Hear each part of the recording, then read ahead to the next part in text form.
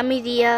আহ্লাদের সাথে আমার নতুন একটি ব্লগে আপনাদের সকলকে ওয়েলকাম জানাই। শীত পড়লেই মনটা কেমন যেন ঘুরু ঘুরু করে, তাই একটু ছুটি পেতেই বেরিয়ে পড়লাম দুদিনের ট্যুরে। যাচ্ছি আমরা বাগমামার বাড়ি সুন্দরবনে। সুন্দরবনের সমস্ত ডিটেলস আমি নিজের এক্সপিরিয়েন্স ও টাইম সহ আমার আগামী ব্লগগুলোতে দিয়ে দেব। সুন্দরবনে যাওয়ার জন্য ক্যানিং স্টেশনে নামতে হবে। আমার বাড়ি থেকে যাদবপুর স্টেশনটা যেহেতু কাছে পড়ে, তাই এখান থেকেই ট্রেন ধরবো।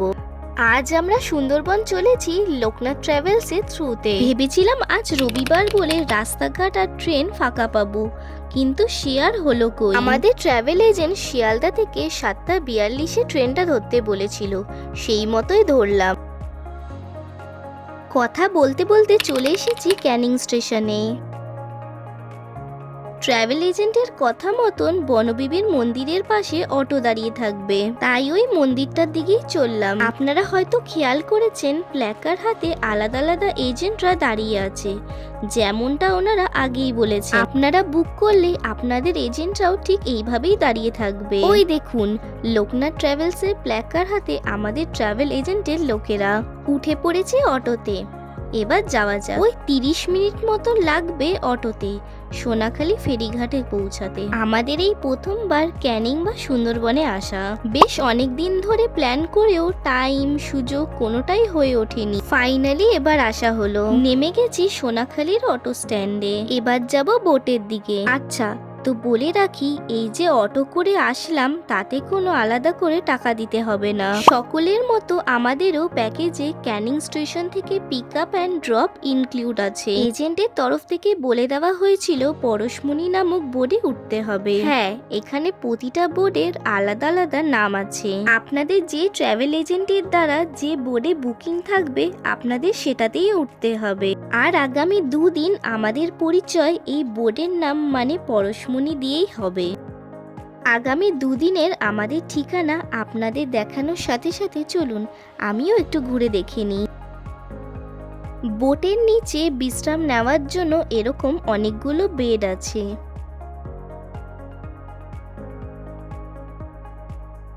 আর এর ঠিক আগে বোটের দুদিকে দুটো টয়লেটও আছে দেখছি। জলেরও অসুবিধা নেই। নিচে লাগেজ রেখে ওপরে আসতেই দেখি ওয়েলকাম ড্রিঙ্কস মাজা দিচ্ছে সবাইকে, আমাদেরও দিয়ে দিল।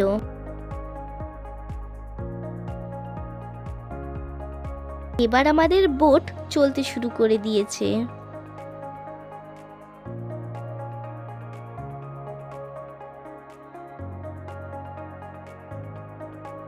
বোট চলতে শুরু করতে না করতে ব্রেকফাস্ট দেওয়া শুরু করে দিয়েছে। এখন আর আলাদা করে মেনু বললাম না। সুন্দরবনের সমস্ত দিনের খাওয়া দাওয়ার একটি আলাদা শর্টস আপনাদের সাথে শেয়ার করব। ব্রেকফাস্ট শেষ হতেই ওই 11টার দিকে এলো চা, তারপরেই এলো স্ন্যাক্স। আপাতত সকালে টিফিন সেরে বোর্ড এসে দাঁড়ালো আজকের প্রথম ট্যুরিস্ট স্পটে। আমরা এখন যাচ্ছি রবীন্দ্রনাথ ঠাকুরের বেকন বাংলোর দিকে। এখানে টিকিট 10 টাকা পার হেড। সবাই টিকিট কেটে ঢুকলাম বাংলোর ভিতরে। এই টিকিটের টাকাটা কিন্তু প্যাকেজে নেই, এটা আপনাদের নিজেদেরই কাটতে হবে।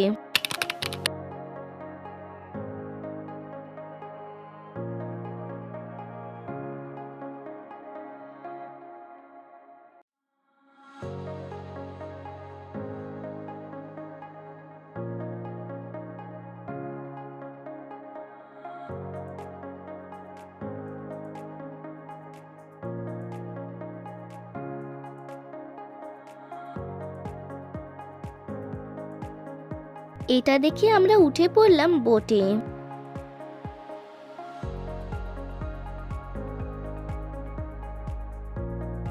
ওই দেখুন, আমাদের বোটের পাশ দিয়ে আরেকটা সুন্দর বোট যাচ্ছে।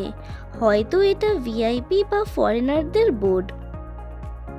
একেবারে ঘড়ি দেখে 2টো নাগাদ চলে এলো লাঞ্চ।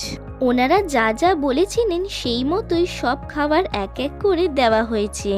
এই বোটে আমরা ওই 40 জন মতো আছি, সবাই অচেনা। তবে এই 2 দিনের সঙ্গী হয়ে একসাথে বসে খাওয়া দাওয়া করতে ভালোই লাগছে। খাওয়ার পরেই দিয়েছিল একটা ফল। খাওয়ার পর আসলাম বোটের এই নিচের দিকে বিশ্রাম করতে। এখানে প্রতিটা ফ্যামিলির জন্য একটা করে লাগেজ রাখা আর বিশ্রাম নেওয়ার জন্য বেড আছে দেখছি।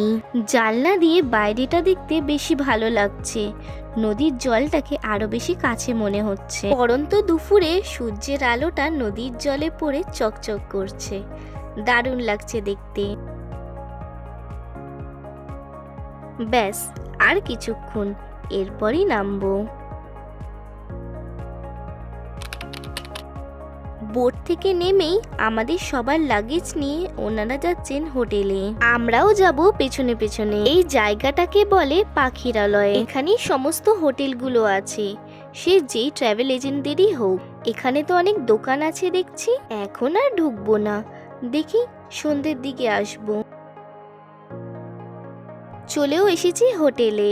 আমাদের হোটেলের নাম ডলফিন। এবার দেখা যাক কোথায় আমাদের রুমটা দেয়। এমনি হোটেলটা দেখে মনে হচ্ছে খুবই ভালো। আচ্ছা, আমাদের রুম নাম্বার হলো 29। এবার দেখা যাক রুমটা কোথায়। এই কটেজেই আমাদের রুমটা। চলুন রুমটা ঘুরে দেখি।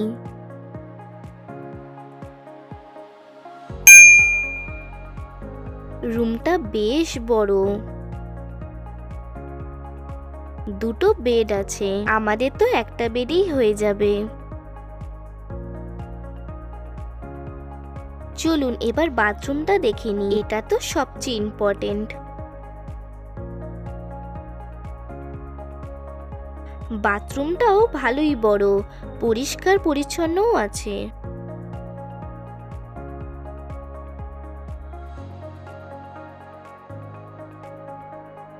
রুমে ফ্রেশ হয়ে বেরালাম একটু বাইরে। আমাদের হোটেলের পিছনে দেখছি পুকুর, কত জমি আছে।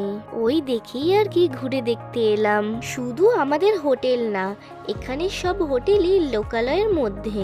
এখানে ধান চাষ, ধান ঝাড়া সবই হচ্ছে। ওই যে ওইদিকের মাটির বাড়িগুলো দেখছেন, ওগুলোতে মানুষ আছে। ছোটবেলায় মামা বাড়ি গেলে এরকমই মাটির বাড়ি দেখতাম। আর আজ এখানে দেখে মনটা জুড়িয়ে গেল। পরিবেশটা খুবই হোমলি, তাই না? আমার বরাবরই গ্রাম্য পরিবেশ পছন্দের। রাতে হোটেলে ঝুমুর নাচের ব্যবস্থা ছিল, সেটা দেখার জন্য রেডি হয়ে চলে এলাম সামনের এই জায়গাটায়। হাতে পেয়ে গেছি টিফিন, এটা খেতে খেতেই চলুন ঝুমুর নাচটা এনজয় করি।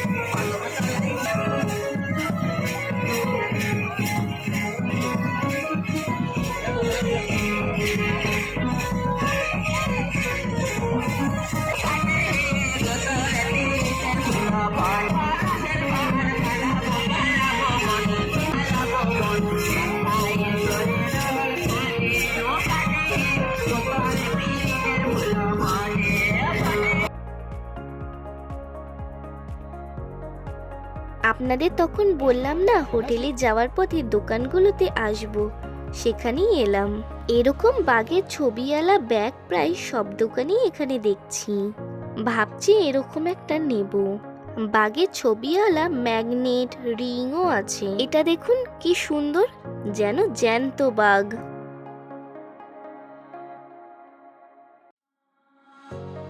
এখন যাচ্ছি ডিনার করতে। হোটেলের ভেতরে একটা শেডের নিচে লাঞ্চের মতন ডিনারটাও আমরা সবাই একসাথেই খাবো। আজকে ডিনারটা ওনারা অনেক তাড়াতাড়ি অ্যারেঞ্জ করেছেন, কারণ কাল অনেক কটা সাইট সিন করাবেন, অনেকটা ভোরে উঠতে হবে। তাই চলুন আজ আসি, কালকের অনেক এক্সাইটিং ভিডিওস নিয়ে সুন্দরবনের ডে 2 ব্লগে হাজির হব। আপনারা সকলে খুব ভালো থাকবেন। বাই।